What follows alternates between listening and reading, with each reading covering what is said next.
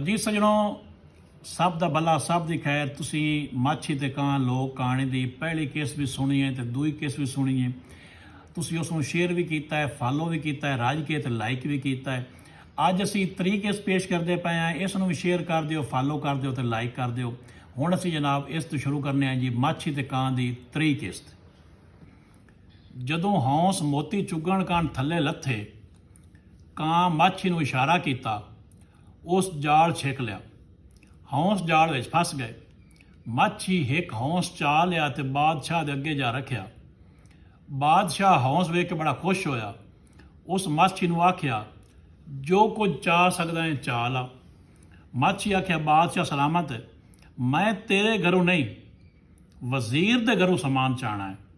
ਬਾਦਸ਼ਾਹ ਵਜ਼ੀਰ ਨੂੰ ਹੁਕਮ ਦਿੱਤਾ, ਇਹ ਜੋ ਸਮਾਨ ਚਾਹ ਲਵੇ ਤੂੰ ਇਸ ਨੂੰ ਦੇ ਛੱਡ, ਤੂੰ ਇਹਨੂੰ ਹੋੜਨਾ ਨਹੀਂ। ਮੁੜ ਬਾਦਸ਼ਾਹ ਦਾ ਹੁਕਮ ਆ, ਵਜ਼ੀਰ ਕਿਹਦੇ ਮੋੜ ਸਕਦਾ। ਮਾਛੀ ਲਗਾ ਗਿਆ ਵਜ਼ੀਰ ਦੇ ਘਰ। ਉਸ ਤੋਂ ਜਿਹੜਾ ਸਮਾਨ ਚਵੀਂਦਾ ਉਸ ਚਾਹ ਲਿਆ ਤਾਂ ਆਪਣੇ ਘਰ ਲੈ ਕੇ ਆ ਗਿਆ। ਵਜ਼ੀਰ ਹੋਰ ਵੀ ਕਾਵੜ ਗਿਆ। ਉਹ ਆਖੇ, ਮੈਂ ਇਸ ਨੂੰ ਥੱਲੇ ਲਾਣਾ ਚਾਹੁੰਦਾ ਤੇ ਇਹ ਮੈਨੂੰ ਥੱਲੇ ਲਾਈ ਜਾਂਦਾ ਹੈ। ਵਜ਼ੀਰ ਇਸ ਵਾਰੀ ਬਾਦਸ਼ਾਹਜ਼ਾਦੀ ਨੂੰ ਹੱਥ 'ਚ ਕਰ ਲਿਆ। ਇੱਕ ਦਿਨ ਬਾਦਸ਼ਾਹ ਘਰ ਗਿਆ ਤੇ ਬਾਦਸ਼ਾਹਜ਼ਾਦੀ ਸਿਰ ਵਿੱਚ ਸਾਹ ਪਾ ਕੇ ਬੈਠੀ। ਬਾਦਸ਼ਾਹ ਪੁੱਛਿਆ, ਕੀ ਗੱਲ ਹੈ?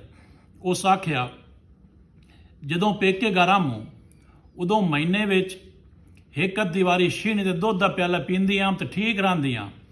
ਜਦੋਂ ਕਿ ਬਰਨੀਕ ਆਈਆਂ ਉਦੋਂ ਕਾ ਉਸ ਦੁੱਧ ਨਹੀਂ ਪੀਤਾ ਛੀਣੀ ਦਾ। ਅੱਗੂ ਦਮੇ ਬਾਦਸ਼ਾਹ ਵਜ਼ੀਰ ਨੂੰ ਸੱਦਿਆ। ਵਜ਼ੀਰ ਆ ਗਿਆ। ਬਾਦਸ਼ਾਹ ਆਖਿਆ, ਦੱਸ ਛੀਣੀ ਦੇ ਦੁੱਧ ਕਿੱਥੋਂ ਲੱਭਸੀ ਤੇ ਕੌਣ ਲਿਆ ਕੇ ਦੇਸੀ? ਵਜ਼ੀਰ ਆਖਿਆ, ਬਾਦਸ਼ਾਹ ਸਲਾਮਤ, ਉਹ ਮਾਛੀ ਲਿਆ ਕੇ ਦੇਸੀ ਜਾਂ ਅੱਗੇ ਹੌਂਸ ਤੇ ਹੌਸਲੇ ਲਿਆ ਕੇ ਦਿੱਤੀ ਹੈ। ਬਾਦਸ਼ਾਹ ਮਾਛੀ ਨੂੰ ਸੱਦ ਲਿਆ। ਮਾਛੀ ਆ ਗਿਆ। ਬਾਦਸ਼ਾਹ ਆਖਿਆ, ਛੀਣੀ ਦਾ ਦੁੱਧ ਲਿਆਉਣਾ ਏ। ਮਾਛੀ ਆਖਿਆ, ਬਾਦਸ਼ਾਹ ਸਲਾਮਤ, ਛੀਣੀ ਦਾ ਦੁੱਧ ਮੈਂ ਕਿੱਥੋਂ ਲਿਆਉਸਾਂ? ਬਾਦਸ਼ਾਹ ਆਖਿਆ, ਜਿੱਥੋਂ ਮਰਜ਼ੀ ਲਿਆ। ਜਿੱਥੋਂ ਅੱਗੇ ਹੌਂਸ ਤੇ ਹੌਸਲੇ ਲਾਉਂਦੇ ਨੇ ਉੱਥੋਂ ਲਾਇਆ। ਜੇ ਨਾ ਲਿਆਵੇਂ ਤਾਂ ਬਾਦਸ਼ਾਹਜ਼ਾਦੀ ਮਰਦੀ ਪਈ ਏ। 8-10 ਦਿਨਾਂ ਦਾ ਕਾਰਾ ਏ। ਜੇ ਨਾ ਲਿਆਂਦਾ ਤਾਂ ਤੇਰਾ ਜਾਨ ਬੱਚਾ ਗਾਣ। ਮਾਛੀ ਤਾਂ ਡਾਢਾ ਪਰੇਸ਼ਾਨ ਹੋਇਆ। ਉਹ ਸੋਚੇ, ਅੱਗੇ ਤਾਂ ਪੱਖੂ ਹਾਥ ਮੈਂ ਨੱਪ ਲਿਆ, ਹੁਣ ਛੀਣੀ ਦੇ ਨੇੜੇ ਗਿਉਂ ਤਾਂ ਉਸ ਤਾਂ ਮੈਨੂੰ ਖਾ ਛੱਡਣਾ ਹੈ। ਉਹ ਘਰ ਗਿਆ, ਸਿਰ ਵਿੱਚ ਸਾਹ ਸੱਟੀ ਤੇ ਪਿੱਟਣ ਬਹਿ ਗਿਆ। ਕਾਂ ਮੋੜ ਆ ਕੇ ਬਹਿ ਗਿਆ ਬਨੇਰੇ ਤੇ। ਕਾਂ ਪੁੱਛਿਆ, ਮੋੜ ਉਸ ਤੋਂ ਪੁੱਛਣਾ ਕੀਤਾ, ਕੀ ਬਣੇ ਤੇ ਹੁਣ ਮੋੜ ਕਿਉਂ ਰੋਂਦਾ ਧੋਂਦਾ ਪਿਆ ਹੈ? ਉਸ ਆਖਿਆ, ਹੁਣ ਛੀਣੀ ਦੇ ਦੁੱਧ ਦੀ ਮੁਹਿੰਮ ਪੈ ਗਈ ਹੈ। ਉਹ ਮੈਂ ਕਿੱਥੋਂ ਲੈ ਕੇ ਉਸਾਂ?